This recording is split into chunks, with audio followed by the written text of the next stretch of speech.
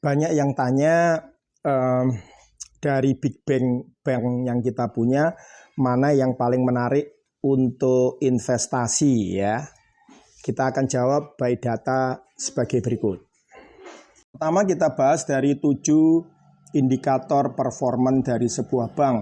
Yang pertama adalah CAR atau Capital Adequacy Ratio atau rasio kecukupan modal. Jadi modalnya semakin besar dia akan semakin bagus.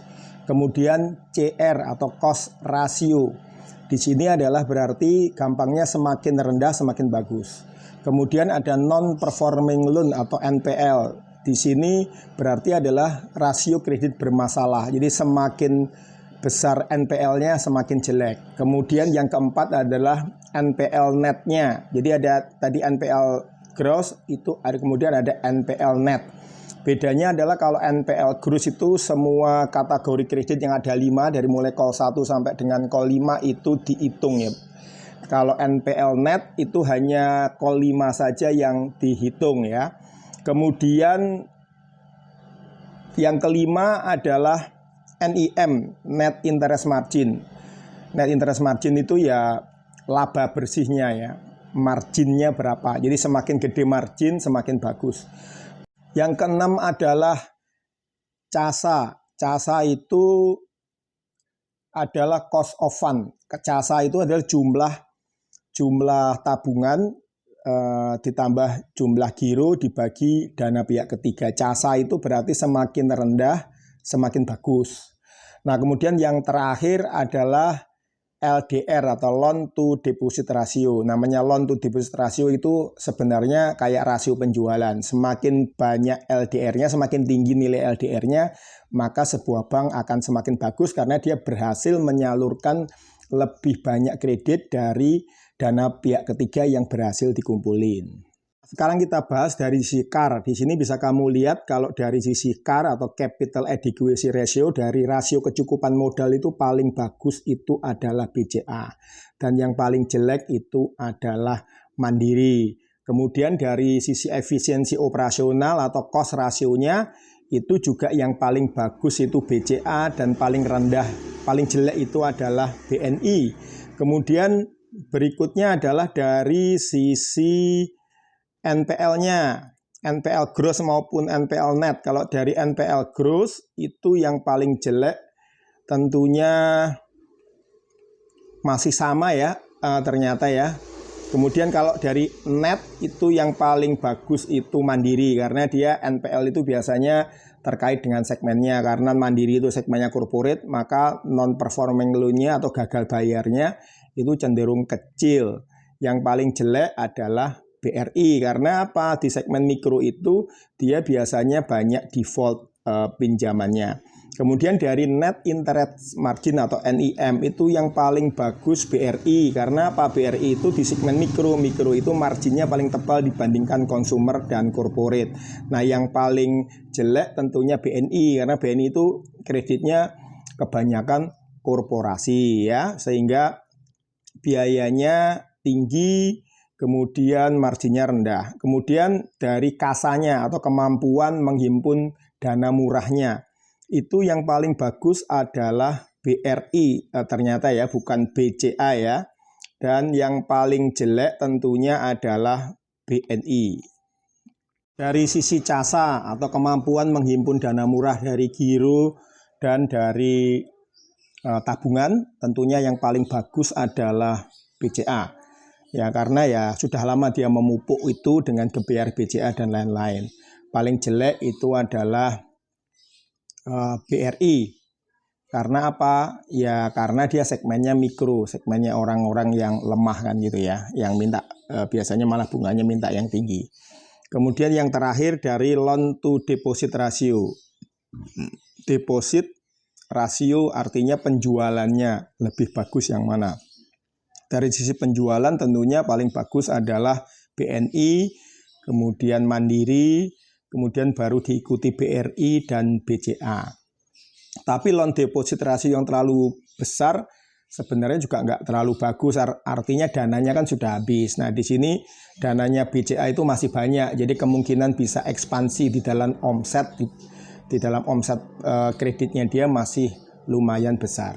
Indikator berikutnya adalah dari foreign capital inflow dan foreign capital outflow, atau investor asing itu masuk atau keluarnya lebih seneng yang mana gitu ya. Nah, dari data yang kita himpun itu tentunya gara-gara Danantara itu, maka capital outflow tentunya paling banyak di bank BUMN terutama BRI ya. Pernah dalam satu hari BRI itu capital outflow-nya mencapai 800 miliar kan gitu ya. Oleh karena itu kalau dari sisi foreign net inflow dan outflow tentunya BCA lebih bagus daripada 3 bank BUMN yang big cap ini. Kemudian dari penurunan harga sahamnya, kalau 4 bank ini kita lihat datanya seperti ini.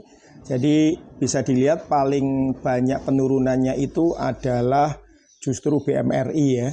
Kemudian dilanjutkan oleh BBCA, dan BBRI dan BBNI adalah yang paling kecil. Kalau dari sisi market cap, yang paling gede tentunya BCA, kemudian baru diikuti Bank BRI, BBRI, kemudian baru diikuti oleh Bank Mandiri, BMRI, dan baru terakhir BBNI.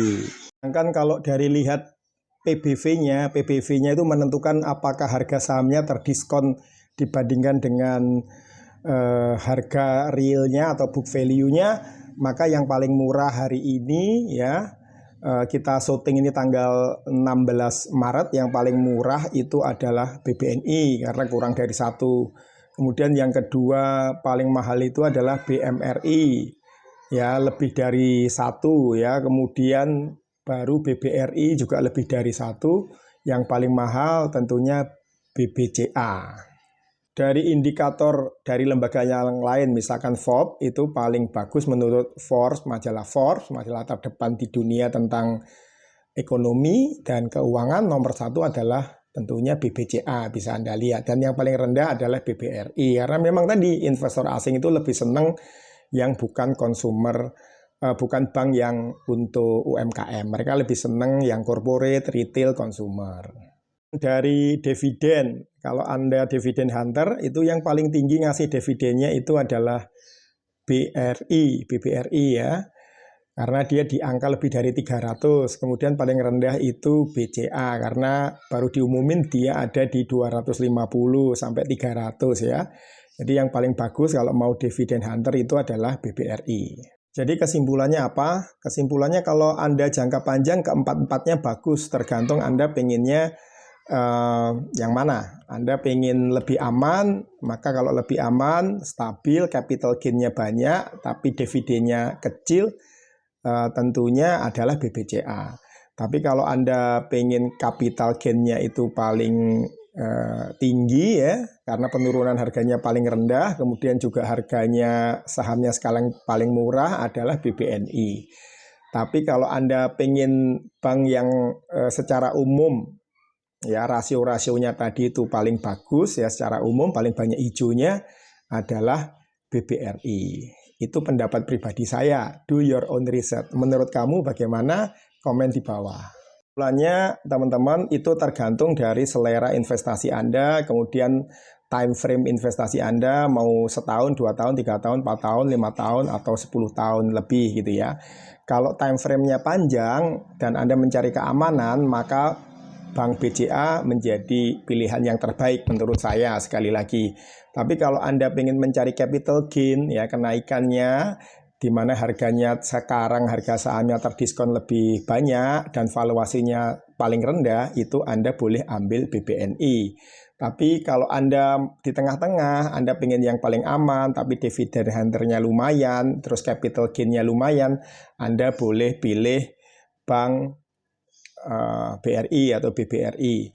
Tapi kalau Anda memilih bank yang segmen corporate-nya kuat ya, yang modalnya juga besar, nah kemudian dia juga merupakan bank terbesar pemerintah, maka Anda bisa pilih BMRI. Jadi keempat-empatnya ini bagus sesuai dengan kriteria yang Anda inginkan, sesuai dengan horizon investasi yang Anda inginkan. Jadi kalau kamu pilih yang mana?